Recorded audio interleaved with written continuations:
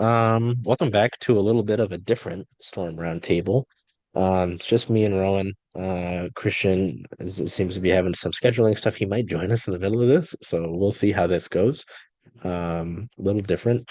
I am in the Mariners press box, so if I sound quieter or if you see people in the background, that's why. There's just so much going on. You talk about Seattle sports all the time, all the Seattle sports all the time. That's us. So, yeah, the cuts that we've been so anxiously awaiting with the Storm have finally come and gone. Uh, your final roster features Zaya Cook as your 10th active player. Um, you'll get the question, they're only going into the season with 10 active players. Yes, that's because Katie Lou Samuelson, with her unprotected, it's her unprotected contract, right? Keeps a spot and she has to be paid her full salary, which is good. I mean, especially with, a player in women's sports getting hurt, like salary guarantees can be rough, but glad that she's got that, right? But in terms of the Storm roster, they're kind of, to use not the greatest word, they're screwed. Um, you know, so the cuts were forwards Brianna Fraser and Mackenzie Holmes, and guard Serena Sundell. We'll debate this, Rowan, because this is fascinating. And before we I think purely from a player perspective, I don't think this makes any sense. Like, so we've got the notebook again, as has been like the bit going into this like last few episodes that we've done this. Um, right. But our friend Bella Munson with the next, who also does our players with puppies, did this little depth chart yesterday and it was like, okay, who's this one spot that you're filling with? And she thought it was going to be a guard, and we came to the conclusion with myself, her, and Ariel Arsudo from King 5, because we were all at the rain match yesterday and talking about this, that Sundell made the most sense because of her versatility and because it was a guard. Because, I mean, you do have that front court you talk about with a Magbagor, with Uru, with Neka, with Dominique Malonga being able to play the 3 and the 4. Bella argued that it didn't necessarily make sense to have another forward like Holmes, even though I'd argue Holmes played the best and performed the best in this preseason, especially that Connecticut game. And, Coach Quinn has talked about rebounding so often. Who rebounded the best, in my opinion, in that game was Mackenzie Holmes. Um, and if they're going to be so, their scoring is going to come so much from within the arc, where does Mackenzie Holmes' scoring come? Right. So it seemed to me like that was going to be the perfect fit. But I also understood how Sundell would make it given the versatility, given her size as a guard. I would have made the argument that her rookie skill contract helped her, but obviously, as you and I were talking about off the air, um, with the handy little guide from her hoop stats, the training camp contract that Zaya Cook is on is the same exact value as Sundell, so it doesn't matter. But I argue if you're looking at this roster and you're considering the future, right, when nearly everyone's a free agent next offseason, I would like to have a few options, building blocks, some players to have on this roster, so you can build into 24. Because as we mentioned, right now, the only players under contract for the 26th season are Lexi Brown, Jordan Horston, Dominique Malonga, and Nika Mules. So that's four players you're going to have under contract, and you're going to need to add six, seven of them. So I don't know where are you at, like specifically with of the pool of four players who are really fighting for that 10th spot. Just how like because again, I think we've talked about it enough off the air. I don't understand this. Yeah, I agree. I mean, I have so many thoughts. I think you could tell that we're having a hard time kind of saying who we thought our cuts were going to be in the last episode. And I think, Christian, he kind of made the point, and then I kind of backed it up with what we heard from Noelle Quinn in practice a few days ago, that, with Serena Sundell, I think that, Christian mentioned something about this team, wants to win now. And do you have time to kind of help a rookie through the adjustment period? Noah Quinn said something about Serena Sundell needing to adjust to the physicality of the WNBA. And so, Christian basically said, maybe it's not the time. Maybe you stick with Isaiah Cook, who has some experience. Which now I feel like, looking at Sundell versus Cook, I think that, you know, I would take the adjustment period of Sundell, honestly. I think that you either have Zaya Cook, who, yes, has been in the league for a little bit, so has that expertise and that expertise of the physicality, but has not been an effective shooter.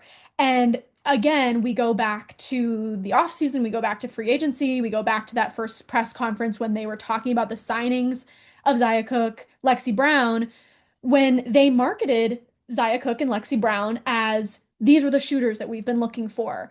These, we shot horribly from behind the arc. All of our points were in the paint. We need shooters. These are going to be our shooters.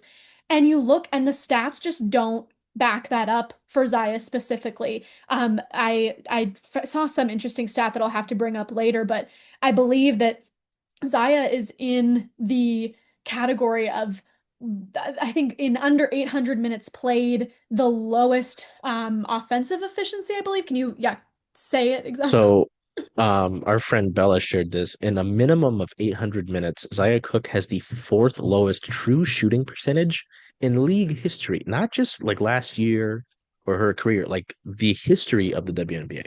So, like, it is Thank you. historically bad how Yeah, much of a shooter she isn't. yeah. Yes. Thank you for coming in with the actual stat. So, I mean, I think with that, I personally I think Sundell was the better choice. She is taller. You're now looking at this depth chart where essentially, I mean, it appeared in the scrimmage highlights and in the, in the preseason game against Connecticut that they're trying to have, you know, Zaya at the two, which again, from what I kind of knew about her, it felt like she was a little bit more of a backup one. But you now have four people on the roster that primarily play the one, and again at the two you want really strong shooters, and that's not really what we're seeing. You have Skylar Diggins, Erica Wheeler, Lexi Brown, Zaya Cook.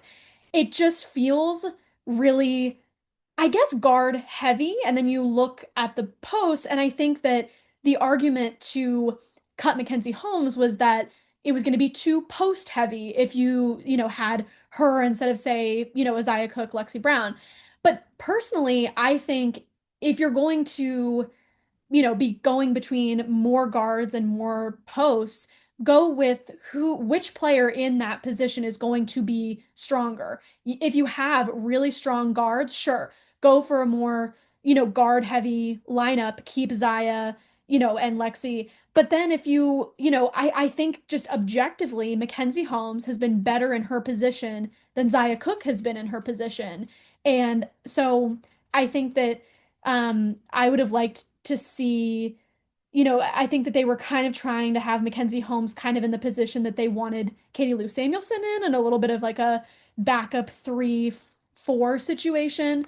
I'm not sure if, she really is not as efficient outside of the paint. But again, like you mentioned, if you're going to put a lot of focus on scoring inside the paint, like you did last season, you might as well just add to it instead of, in my opinion, using a roster spot, trying to, make it seem like you're using this roster spot for a shooter because you want to change the narrative from last season and going from not having great outside shooting to having good outside shooting, but you don't really have the player to do that. So anyway, I I think I think that Sundell, while yes, she is a rookie, while yes, she would have to adjust to the physicality, I think her height, her shooting, um, I think that she would have been the better choice. And I also think it's interesting too because you also could, I think that they've kind of gotten in a bind here where you're too close to opening day to, like, potentially if you felt like Sundell wasn't the best option because of the physicality being a rookie, and Zaya wasn't the best option because of her, evidence of her shooting, you could sign someone off of waivers. But now it's a little too late for that. And I think that they could have maybe tried to bring someone else in a little bit earlier to see if, someone else could take that spot. But yeah, I don't know. Just a lot of thoughts, and I just personally don't think it was the best decision. No, and like kind of like you said, like I'm more than happy to deal with the sort of growth period, right? The mistakes, learn from the bumps, because I just think she gives you more than Zaya Cook will as a player. You talk about so often, and this is kind of like we can divulge in two different roads here, right? Because Noelle Quinn, so often you go to any of these post-game, pre-game press conferences from last year, what does she talk about? Defense, whether it's in execution, intensity, or lack thereof, either of those things, right? She didn't say that when she was asked about an identity this year. So, I mean, maybe if we had more of an idea of that identity, then, we could make it's make more sense of some of the decisions that they've made. Well, and an interesting point with that too is that when she was asked about that, really one of the only things that she could say as like maybe an identity was versatility. And I would argue, I would Sundell argue gives you that. yes, I would argue Sindel gives you that, Holmes gives you that, and now it just looking at the roster, it feels just so separated. They had the potential of having this roster where you have so many versatile players, and it's like guards, posts, with Hmm. Gabby and Dom, Gabby and Dominique kind of in the middle there as your versatile players. But I think choosing a Zaya Cook over a Sundell over a Holmes is, if you do want versatility to be your identity, it's going against that, honestly. Yeah, no, I mean, just like I think, well, you go back to the Sundell hook thing, like the ability that she gives. I mean, she's not going to shoot the lights out of the basketball like a Madison Connor would have. Obviously, Madison Connor has deficiencies that have her as part of the first round of cuts. But sorry, I got to get my zoom in here on my big head. Um, she still shoots the basketball better. She shoots the basketball better. I feel like you give her some time there to, work with maybe some of these earlier season games. Obviously, as the season goes on, the leash gets cut down for your rotation, right? But like I just think in terms of the now and the future, Sundell made more sense. And, there's the whole contract thing. Like, I don't know if we have enough of it right now. We'll probably do another episode. We'll try to figure it out through the course of the week to get the contract situation figured out. But, they're at the 10 players. There is a period later into the season where they'll be able to accrue enough cap space to sign another player, but who's that going to be, right? Or is it going to be determined on, how things go for them? Shooting goes bad. They say, hey, screw it. They bring someone in, and it could be someone different than the players that they cut. Because of course, at this time of the year, so many talented players are getting cut. And, this goes into the discussion of a need for like a G League, and that's its own thing. We all know that. Anybody that follows this league knows that. That's its own conversation.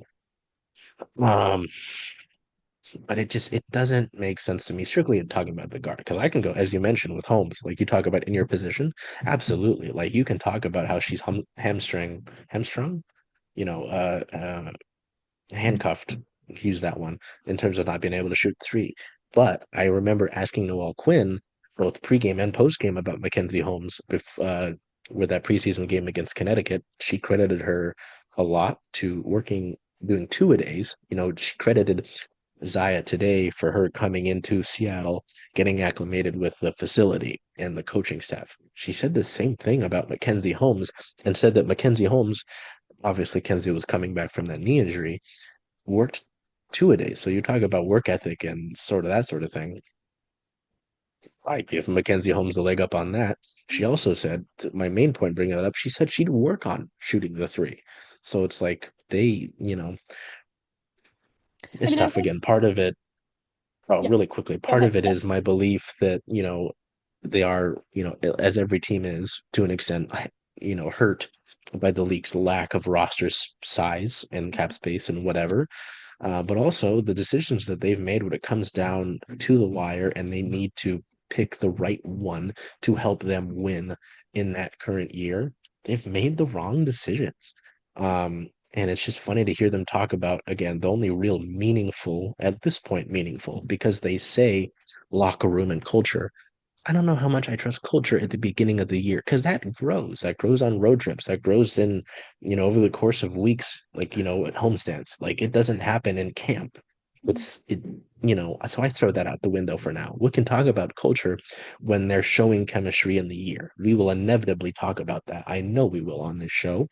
But you talk about versatility. You picked one of the least versatile players of those options. Am I wrong? She's No. a slasher. That is, I hate to put anybody in a box in life. She is a slasher. That's what we saw in the Connecticut game, in camp. And I gotta go watch the clips again because it feels like more of the clips from that UCLA scrimmage against the Sparks were Dominique, which is great. Don't get me wrong, she looked great. Um, but Zaya Cook has just looked like a slasher. Mhm. So I don't understand, as you mentioned, what that gives you, because like you said, I mean, looking at, again, it is guards, like, and then I'd put maybe Gabby and AC in a can play a guard, like the two guard. Gabby has dominated the ball handling at times, right? Um, and a forward. And then yeah, it's basically all post. I don't understand. I mean, I do think it's interesting that, uh, I mean, I feel like I usually when we're having these discussions, especially in the off season and about free agency and stuff, just try and bring up what we know about what Noelle Quinn and Talisa Rea and the whole front office, what they like to prioritize. Like I remember when they signed Erica Wheeler, we were like, this is so on brand for them. They love a veteran guard, to sign in free agency for a year or two. And I think the biggest thing that we see time and time and time again that I think other teams prioritize as well, but the Storm just kind of goes overboard prioritizing is that connection part, like that connection piece of, you know, previous, like relationships, between players and things like that, that I think can be very important, but at the same time, I guess what I'm trying to say is anytime we have asked about identity, so far this season, you're right. The answer has been, chemistry and culture, which I think you can see that they're really prioritizing that after how last season went, with the investigation and everything. And I think that that is really important. And if they want to go that route, that's obviously up to Noelle Quinn and her staff. However, I do think it is interesting, and no team is ever going to say, "Oh, we're not working towards a championship." No one's going to say that. No one's going to say that they don't want to be a contender. However, it feels like a lot of the times this season they have taken these players, let's just say Zaya Cook, and been like, "Oh, she is going to be our remedy for this thing that made us not get to the championship last year." And it's okay if that's not true. Like I think part of what I'm saying is it's okay for Noelle Quinn to say, "Hey, we want to really focus on just having a team, having the culture, getting the culture back, having players that know each other, Dominique and Gabby, Noelle Quinn mentioned that Zaya Cook and Nneka Ogwumike, they played together. Zaya was a rookie, when Nneka was in LA. All of that, I think that's great, and I think that if you want that to really be the focus, have that be the focus. But it kind of feels like they're trying to say, oh, we're choosing these players to help our performance to get to the championship when it just doesn't really feel like that is actually what they're prioritizing. And again, that's okay. If you don't want to prioritize that, if you felt like Zaya was a better fit, but again, with this quote, we just got off of a press conference with Noelle Quinn and Nneka Ogwumike and Dominique Malonga. And in that, someone asked about Zaya, what it was about her that got that last roster spot. And Noelle Quinn basically said she arrived to training camp early. She's been in Seattle longer. It says she, got acclimated to the training facility, to the coaches, to the system. And she said that put a leg up for her between the competition and camp. And I just think it's interesting. Again, it feels like so much of what they are going off of with their roster this year is just that personality piece. And I think if they want to do that, they should own it, I guess is what I'm saying. Yeah, it brings it to this thing because, this episode will seem so gloomy, and to an extent it is, right? But I mean, I think what I said with Rowan before we started here was that this is a good but not great team. Like if we're just going over the depth chart that Rowan made, like, you know, hypothetical starting five of Sky, AC, Gabby, NECA, Ezzy. That's one of the more experienced and better starting fives in the league. Top four, top five starting fives in the league, sure. But also they had that sort of thing with your core four last season. It was the bench that was an issue. I think their benches that got a boost. I mean, being able to bring Dominique Malonga off the bench, like in her rookie season, depending how, obviously the starting lineup will shift and change. That could be an easy rookie, not rookie. Well, yeah, rookie of the year candidate and sixth player of the year candidate. I'm not going to say that. Um, just off the bat, for sure. I mean, you saw the fluidness that she played with in those clips from the LA game. Because I mean, this is again the one thing where we've seen her in motion outside of some training camp, right, Rowan? That is like the game action. Seeing her be able to, play like as you've talked about, I think in this, but also off camera, play like a forward, use her fluidness. Seeing her line up outside on the wing in that three big set with her, NECA, and Ezzy was fascinating. Like she's got that. She'll be able to play inside. She can hit a three. I mean, that's exciting. Don't get me wrong. Seeing NECA shoot the basketball the way she has early on is very exciting. But and I will say this though, like this goes to the overall uh manner of this team. Her shooting the basketball well does not like rectify your 3 point issues, right? Because to Skylar's credit as well, she played a hell of a lot better in that second half of the season when she was acclimated not only to Seattle but her new body, right? So I'm not worried about Skylar Diggins. I'm not worried about Nneka Ogwumike, right? Like I'm not worried about four players on your roster. It's the six active from there that will determine your season, right? Like, what does Alicia Clark give you? Like, she's said it and it's been talked about. They will need her to shoot more. They will need more offensive contribution from her. Gabby Williams, like, Gabby Williams is awesome. She's incredible defensively. We know that part. It's just been the consistency, yes, defensively from her and offensively, right? Like, she'll have a good game here. She'll shoot the ball well and then she'll just kind of, be really inefficient the next game, right? It's like if you can get that to click, like then it's a different case. Lexi Brown, as I said to you off camera, they traded for her. They brought Mhm. her in and talked about her, as you mentioned, with her and Zaya in that one press conference this off season as like your fix-alls and shooting. Totally. She's at best what been a streaky shooter. I don't like to rely on that because they've had streaky shooters in the past, right? I At will, one point in her career, yeah, Jewel was a streaky shooter. arguably, still the consistency issues did continue. I don't think that the consistency issues with Jewel necessarily Oh, were yeah, no. eliminated. I was gonna say something I wanted to say earlier. We haven't had I didn't really think it was really the right time to ask in the press conference that we were just in, but I did want Mm. to point out that the highlights in the scrimmage that are on the Storm's YouTube channel, so obviously everyone can watch it. I Oh, did, I was looking around for Lexi Brown and she was on the bench in street clothes, and I didn't see a lot of people talking about it. I do definitely want to ask know all about that when I have the, when one of us has the opportunity. But um, that indicated two different things to me that then when I brought it up, you indicated, or you brought up something else. I kind of wrote in my little notes that when I watched the highlights earlier, does this mean that at that point she was locked into the roster? They were like, you don't need to play. We already, we already know who we're taking. It's fine, sit it out.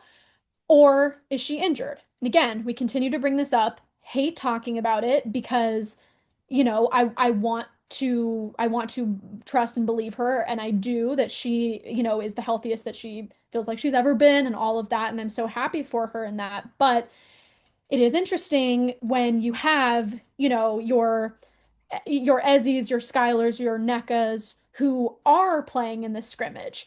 If it Hmm? was, if it was the case that she's locked in, they don't need to see anything else from her, she's making the roster, they would probably say the same about the starters. So I'm interested. I just thought I'd bring it up as a why was Lexi in her street clothes? Why didn't she participate in the Yeah. scrimmage? Does that mean anything? Does that not mean anything? No, I mean, and like I brought up to you when you brought this up off camera. Oh, nice. Okay. Um, you know, like why of the like as we've talked about before of the locks on this roster, why is someone who we've argued is could be a potential bubble player if not for her contract not playing in a Mhm. game when she didn't play that well in that Connecticut game um against the Sun, right?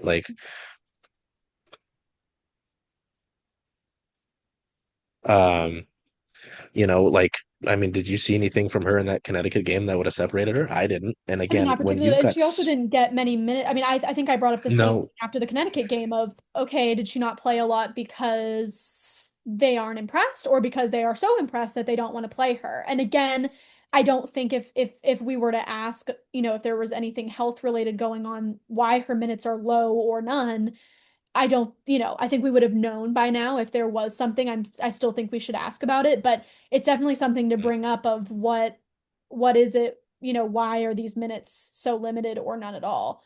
Um, I think it's fair. I mean, yeah. again, because it's our job to ask, but also, I mean, like if someone didn't ask, are they just going to go about it and then we just don't know, right?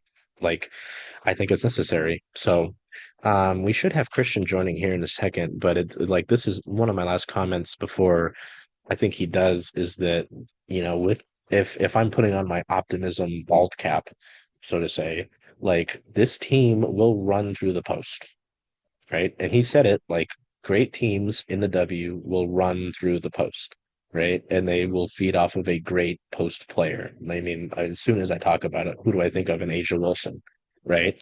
Like so often when Seattle has gone to the playoffs, 2 of the last 3 years, I think, they've run into Vegas and they've had to deal with Asia Wilson and then the other players that they've got on that roster that are great, feeding off of that, right? Chelsea Gray feasting, when Seattle tries to, when it was that 2022 series, I think you were there with me, right? I think we got banished up to the high seating. Did. Um, like Stewie could negate Asia, but it didn't matter because Chelsea Gray separated herself and shot the hell out of the basketball when you weren't getting the most production out of Jewel. And, Sue was literally on her last legs, right? You didn't have another guard besides that. Like, literally, I remember specifically Brianna Stewart, like, hitting these crazy threes. And I'm like, we are watching one of the very best humans to touch a basketball.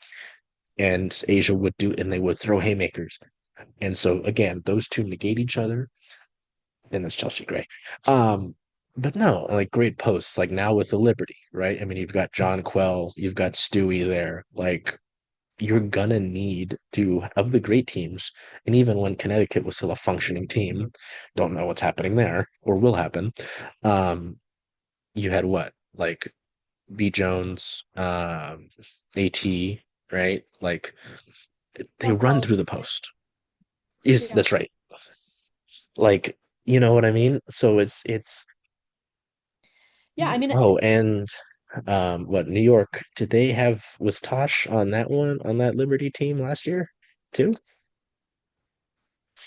I'll have to yes, look it up, but you get the point. he's been Like bounced around. so like you look at Neko Gumake and Dominique Malonga and Ezzy Magbagor and Lee Yuru, like those four, without even mentioning the ability of Gabby and AC to come into that four spot, very exciting.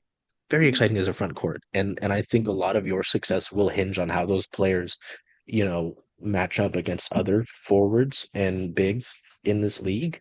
It's just what if the front court, when they don't dominate the paint, they talked about rebounding in the preseason and all of last year. Is that group that's decently the same with three of the same players going to be able to kick up that rebounding? I Like, mean, I you think know. I mean, I think again, fact checked. Natasha Howard was played for the Wings last year, not New York. But I believe she played for New York before. Whatever. Anyway, this is Natasha Howard. We remember you. Thanks for your contribution to Seattle. Um, I mean, I think that yeah, if we are putting our optimism cap on, I think we've talked a lot about maybe the shortcomings on the guard end a lot with with this roster. But I mean the front court is looking good, and for a team that led the league in paint points. I think something that you do have to bring up with that, however, is you led the league in paint points, and now I would say that from last season to this season, you have bolstered, you have more bolstered what was already working for you, right? Again, we talk about Mercedes Russell post injury in 2023. Um, I just think that unfortunately she did not get back to her pre-injury level, and I think Lee Yuru is the better backup center than Mercedes was last season. And so I think that you have now added an even more effective post to your already effective, paint play. And so again, it's like, well, that's helpful, but at the same time, did you need to do that? And then it always brings up that conversation of playing time and, if you just have so much strength in one part of your game, and you keep adding strong pieces to that, how many people are actually going to be able to see the basketball to be able to, continue bettering that? And so I think that definitely one of the shortcomings now that we see the opening day roster, of the team is again that you had free agency to get those shooters that you said you needed at the end of the season. You said you needed when you were signing people in free agency, and you still look at this roster now and it does not feel better in the areas you wanted it to be better in. So yeah, I think optimism wise, I think that the post looks great. I think that, they did a really good job kind of assembling that with Dominique and Neka and Ezzy and Liuru.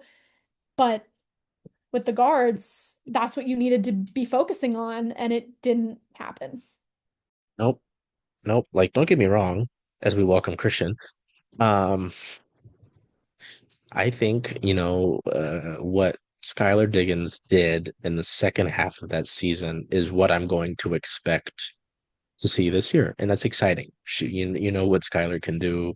Her ability to get to the basket, draw contact. She can shoot the three as well. Her distribution numbers, right, setting what the Storm's franchise single season record for assists last year, and that was with the bad start, and she was still playing pretty well. Um, but I mean, and this was a question that we go back to the beginning of these episodes when we started to get into camp. Who's your two? Are we as we mentioned with bringing up Christian's point about a good post being the reasoning, being what will help you dominate in this league? Are you going with the three forward lineup that we've talked about, and getting maybe when she's even more acclimated, getting Dominique, getting NECA, and getting Ezzy all on the floor? Are you going to do that? Or like, I need it. We need more answers, but obviously it's too early to get these answers. It just the decisions that were so baffling to lead us to this point just leave you with such a head scratcher.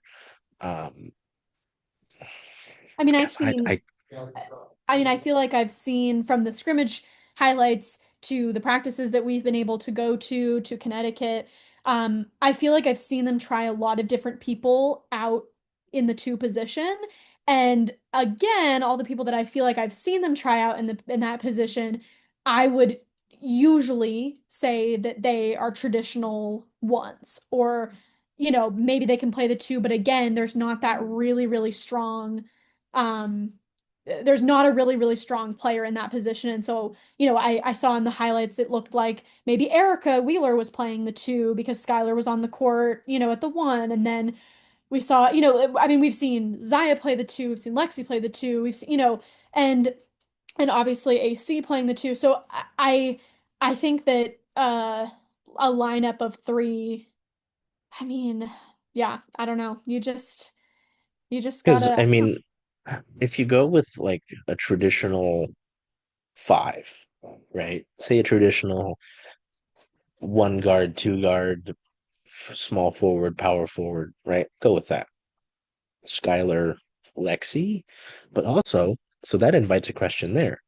Is Alicia Clark with how much you're paying her? And I wonder how much I was thinking about this while we were talking about her and the versatility side of things, because that seems to be one of their favorite buzzwords to use. Is Alicia Clark someone that they're going to use the hell out of that versatility? Um, I it just seems when so many teams are going small ball, the Storm have effectively gone the other way. They're like, we're going to play big. They would have played even more big if they had Sundell, right, with that size at the point guard position. Um, but yeah, who's starting at the two? Like, Erica can't be Erica, sorry. Lexi Brown can't be your save all for shooting, right, at the two. And again, as I mentioned, how much are you going to rely on her to be on her game shooting efficiently, right? That would put Gabby, NECA, and Ezzy as your remaining three. That's still a solid starting five, but it depends on what they're going to be, what they want to be, whether that's how they want to play or how the league will dictate how they play. Um, Going forward, it's just fascinating. I think one thing I think we should mention that's smaller, and Christian's trying to join. I know he's had some computer stuff and he does have a new computer, so he's hoping that, it'll get to fix that. But one of the things was Dominique and Gabby opting to not go to Eurobasket. And for those who aren't aware, Eurobasket, they're both French, so it removes any like this team. The French team, I believe, would have had qualifiers. Um, I I just believe had it it. was June 18th. Well, that's yeah, the official Yes, tournament itself yes, lasts from yes. the 18th through the 29th. I don't know if they would have needed to play qualifiers because of how good they are, but Mhm. would have lasted from the 24th of May through the 4th of June. So, I mean, if they would have been involved in that, which I don't know they would have taken them out even longer. But the announcements with um, Gabby on her Instagram story and Dom made a post about it. And Dominique talked about it on the league wide presser we just had a little bit ago. Oh, I just got a DMV ad from a very suspicious text. Yeah, very nice. Uh, Dominique talked about wanting to be able to focus fully on her rookie season here in the W and embrace that and all the things that come with that. Well, I think I don't think Gabby for sure. I had to actually type it all in to Google Translate because I don't speak French. Use me And as it's your not like Google I could. Translate. Yeah. Well, she said it just made the difficult decision that it was a personal choice, and there was no indicator of why she did. Um, but We do know and I from think her in the past, like, she has mentioned how much she goes back and forth between France and the US, and then she was in Turkey. And I know she mentioned that she was just so happy to be able to be at Storm training camp on time when she has not been here this early, ever, I don't think. So that could have been part of it, as well. I also wonder if there would have been any difference in their decisions if there weren't the injuries that have happened, because you think about it. I mean, even looking at our depth chart, honestly, you see that, with Gabby, like Gabby and Dominique are the kind of, main threes, versatile threes going on right now. So it's just like, so if you have them gone for a little bit, one, just because you already have three roster spots essentially that are being taken up by people that are injured already. And so you already have a roster of only 10, and then to have two players who I wouldn't say play the same position, but play similarly or provide I mean, will provide very big roles on the team and similar-ish roles. I think I wonder if we would see a different decision if it wasn't for just the way that the depth chart is panning out. Yeah, and I mean that's a good point because yeah, you're extremely forward deficient in that regard because then it's relying on AC and Neko's more of your four. I think they've tried to play her as a three, well, at least with the three forward lineup, but yeah, then it's AC and it is yeah, I think all around they are in such a difficult place with this roster. Not only one by the roster limitations from the WNBA, but also their own decision making, right? So, cornerback, you can see there's a third face on your screen now. Our friend Christian is here. It is a continued discussion, though, as we are all very hotly confused by what is happening. Um, I think my main question is, Christian, these people have heard us talk about it enough. But just what do you how do you summarize your thoughts on the final player on this roster being Zaya, whether that is, talk about Zaya or, the three that they decided to part with in favor of her. Yeah, I can't remember if we talked about it on the show recently or if it was, in the chat. But it always felt like this team was going to go in the direction of veterans and also just players that have experienced W action at a substantial level. And that's kind of what you get with Zaya Cook. Lexi Brown made the cut. Like that was, it was kind of up in the air whether they were going to keep her. There was a couple players left, and rather, against rather public opinion believes it, like that was an option. With everything that was at the table. So you have that still. Overall, I mean, it's kind of what we expected, except for I really thought Mackenzie Holmes was going to make it. I was very, happy about what I saw from her in the preseason, and from the limited time that what we've seen from, camp, playing camp and practice against the scout guy. She did great. There's going to be a slew of players that get opportunities. There's the rash of injuries always hit the W pretty soon as the season starts. And also, there are going to be maybe a couple teams that need to fill out a roster spot or two. These players are going to be up there. I think Mackenzie Holmes is going to be up there as well. There's very limited, talent in the post group out there right now. At least as far as teams are looking at, again, the buyout market, well, essentially in the W. The teams claim playoff waivers here, coming out of training camp. She's going to be one of those players. I'm not as surprised about Serena Sundell. I think we did talk about this before on the show last week. That from what we did see, there's definitely there's going to be a learning curve as far as the speed of the W. Even Dominique Malonga said today during the media availability that like the speed of the game, the pace of play, so that she's going to have to adjust to. But she does love, operating in transition and stuff like that, which is great. But even, the second overall pick says it's going to be an adjustment. So if it's going to be adjustment for her, it's going to be adjustment for any rookie. And I do think that, Serena was a really talented player. Like I said before, she wasn't going to be like a volume shooter, but she was going to be a very good young player considering what Seattle does. But, with only so many roster spots to go, especially with the Kalu Samuelson injury, I mean, they didn't really have a choice, with the options they had. The decision making, I kind of agree with it. Who's going to help me right now to compete for a championship? And I do think Lexi, Erica Wheeler, and that bench point guard group right now probably was the best option. So not too much about that, at least. It because you said this on Twitter the other day, I think, in just a separate discussion, about how, I think, and I'm not verbatim, so you can correct me if I screw it up, but, great teams in the W will run through the post and the front court, right? And so, I mean, they are built to do that, right?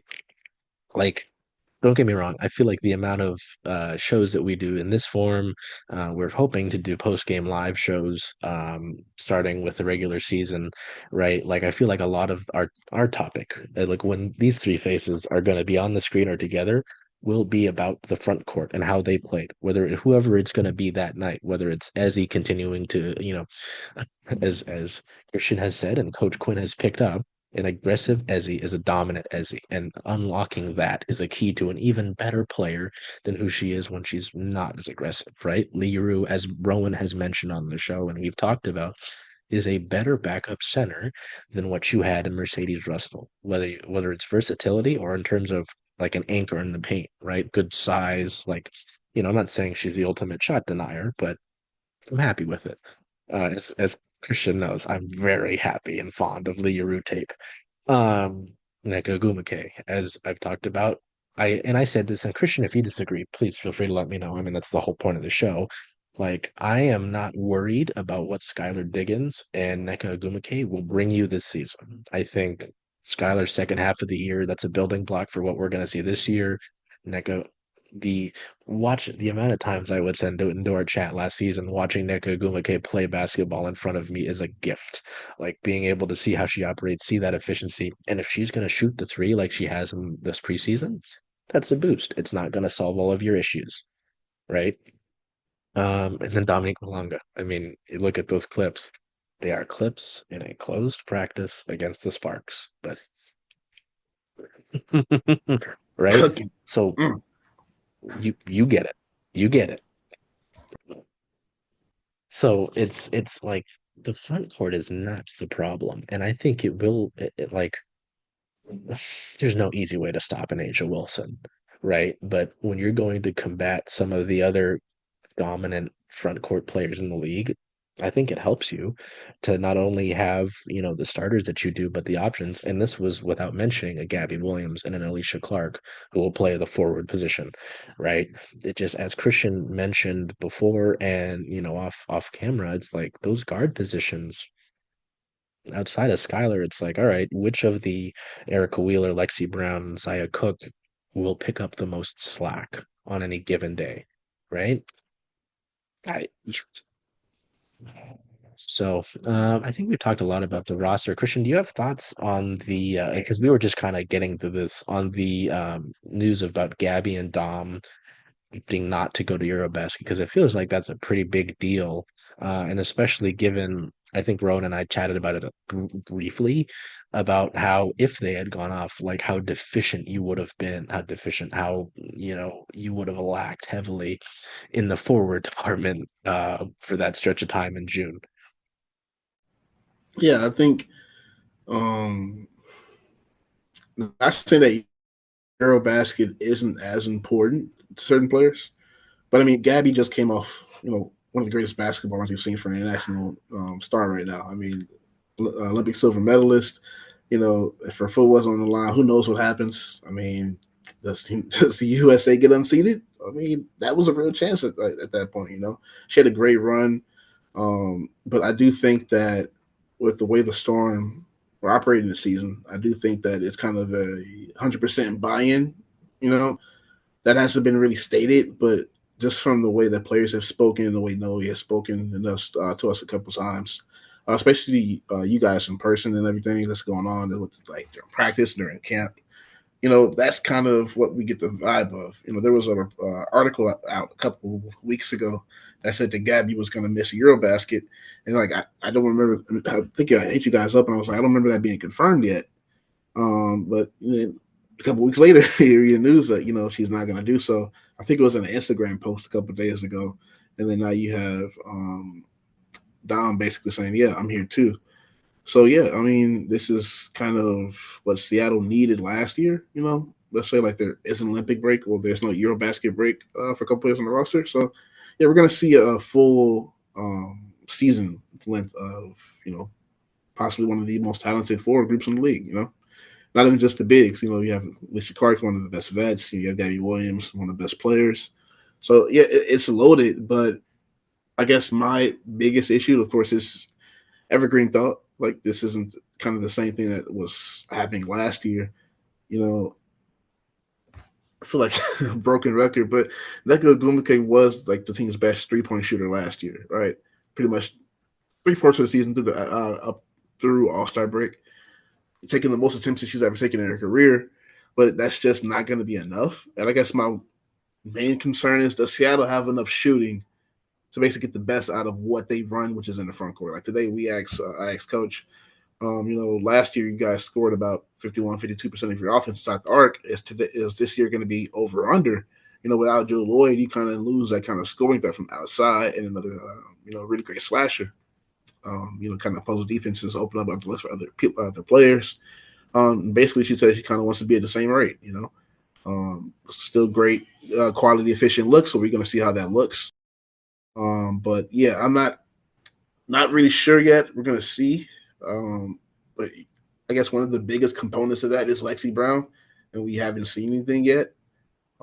So yeah, it's kind of a wait and see. But then again, with a new team like this, there only a handful of players left over from last season. It's already going to be an adjustment. So, 15, 20 games, we're going to see. I know that's half the season, but I mean, that's kind of how it goes. I mean, Seattle didn't really catch, their stride until maybe game 15 almost last year, around right before game 20, even though they were doing pretty good. So, yeah, we'll see. Think the biggest thing that I want to respond to with that is you talk about the all-in thing, right? That is literally one of their slogans when they break down camp. Is I've seen it, and Rowan's seen it a few times, but media were allowed to see like 15, 20, 30 minutes last of practice, right? And so we'll come in and we'll see them do their things, and they'll break down camp, break down the huddle, and they'll have players like share some words of wisdom, whatever. Usually I hear NECA talking, they've had Gabby talk, whatever. But they'll do the huddle, right? If you played, oh, we're gonna be careful raising my hand, especially in this climate. They'll break a huddle, like if you played an organized sport, you know how a huddle works. And they'll say all in. And I'm like, so that's whatever, however you want to take that into discussion, whether it is about this group. And even on the Zoom today, right? Did they not talk about how special this group was buying in, right? It's like, it seems like they feel a way about the group that they have and about the ability of this group, right? So I don't know. We will certainly have to have a second show this week.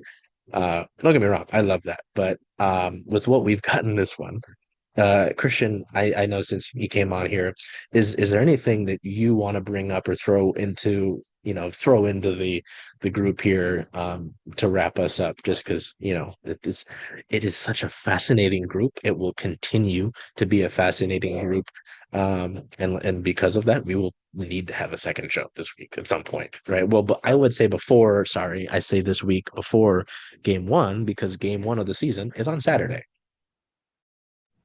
Yeah, I can't wait for that. Overall, I don't think there's anything that hasn't already been stated for you guys. The things that we've said up until this point, it's been a long, arduous off season, but we're here, we're alive. We've got our good health. We've got a fully almost healthy roster. Yeah, chuck guns. I think but I just need the ball to bounce. I've seen enough of I've seen the one game in the preseason. I've seen the clips from the scrimmage. I just need the games that actually count to see what this looks like. There was an adjustment period last year, but I will say this roster is so much better suited to what they want to run and what they want to get out of their players. Considering, I was talking to NECA about, the height. You're 6'2", but you're 6'7". You have Dime at 6'6". Ezzy is 6'4", I believe. I think she's Ezzy 6'4". So yeah, you have probably the tallest front court rotation the group in the league. And I was just saying, how do you guard that? And in so many words, she said that's not our problem. Like, you just figure it out. Now, I think pretty soon and pretty early throughout the season, we're going to see they're just going to wear teams out. You're going to be you're going to rotate Neck out. You're going to bring in Lee Rue. You're going to play Ezzy next to Lee, and then you're going to take Ezzy out, and then you're going to bring in Bring in Dom. I mean, you could start Dom some games if you want next to Ezzy. Then you could take Ezzy out and put Dom and Lee next together. I mean, the combinations are endless. I can't wait to see what that looks like as far as Noah Quinn's clipboard. But yeah, it's going to be interesting start to the season. A lot of things to watch and see how they take form. But yeah, I'm excited. That's pretty much it at this point. I need the games to count. Yeah, I think that's a great way to put it and finish us off here is we just need to get going because I think and I talked about this with Rowan is we can talk about what they potentially see and what needs to happen, but the season will come, teams will game plan for them and they will need to adjust. From there, we really get into what this team is made of, right? How they adjust, how they handle teams playing against them. And I think the other big thing. Sorry, in the major league press box, there's so many white people. Uh, I Could you think the blow out that biggest thing Yankees is logo behind you? I don't do it. Trust me, this is already going to be annoying. Um, but my man gets it. I think the one thing that really stuck with me and will be my thing to finish this show out and put a nice little bow on it is this roster, and I think they kind of said it in this league-wide Zoom they had, is built how this coaching staff will say wants to play, right? And that's not shooting the hell out of the three ball. It is living within the arc and playing defense. And you talk, what did NECA say? Is this roster was built with intention? Yeah, this is how they want to play. That's fine. If it works, it works. But I'm not so certain. And we will need to get to the games that count to see if it does. Rowan wants I to had speak. one thing. I think when we've been talking about this, I've just been thinking about it, and I feel like it kind of the way that they've constructed the roster, it kind of feels like this thing of if if we didn't have if there weren't the culture issues last season, we could have won a championship, essentially, right? And it kind of feels like now the tactic is like, okay, if we can compile a team that, works chemistry wise and we keep these pieces that we already had that could have taken us to a championship in Ezzy, NECA, Skylar, but we take away any of the locker room issues that will win us a championship. And it kind of feels like at one point in the offseason they're like, oh, let's bolster our 3-point shooting. Let's maybe add some people to try and change these things that we didn't have last year. And instead it feels like it's kind of morphed into let's keep what we had the same, what worked for us the same. Let's just take out the team chemistry side or, the team chemistry issues and build a roster intentionally of people that we know are going to work well together. And that's what our priority is. And so it feels like maybe that is the identity that they're going with. They're not going with the identity of, you know, defense. They're not going with the identity. They're solely going with the identity of we're talented players. We're going to keep it the same, but we want the culture to be there, and that's what's going to win us the championship. And I just think it's interesting. If that's the case, then there should be no excuses. It may sound harsh, but there should be no excuses. No, Everyone's saying this team is a championship contending team.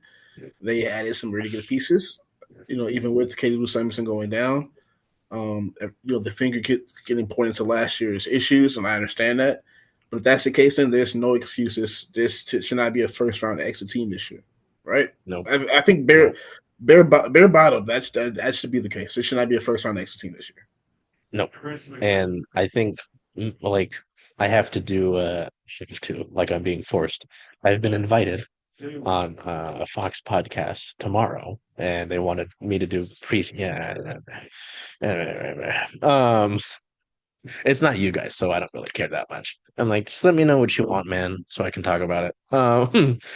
My big thing with this thing, because everyone's gonna ask me, even the like friends I know, my mom, like they're gonna be like, "Oh, how are the Storm gonna do this year?" Right? I'm like, they're going to be a good, but not great team.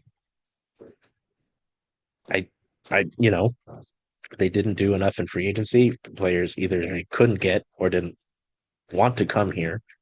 They're, you know, so yeah, like Christian said, I mean, well, and that's another discussion for another show. What happens if you don't make the second round this year? You've already got, you know, the chaos and the change that will be the 2026 offseason, it's whatever happens, and this could go for a lot of things. By the time we get to opening night 26, could be very different. That's a whole other discussion.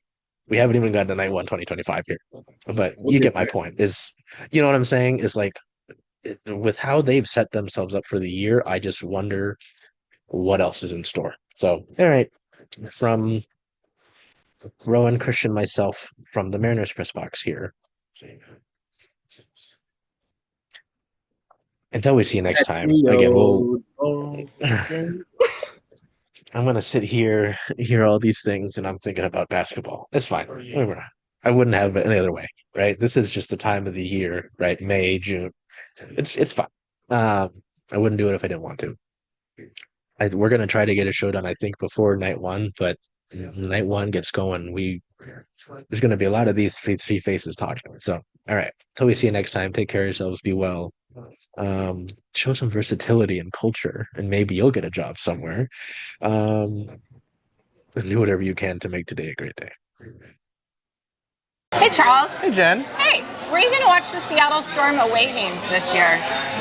Away games. Well, Rough and Tumble is the home of Circling Seattle Sports, so I was thinking of coming here if that's okay with you. I think that makes a lot of sense. See you all here.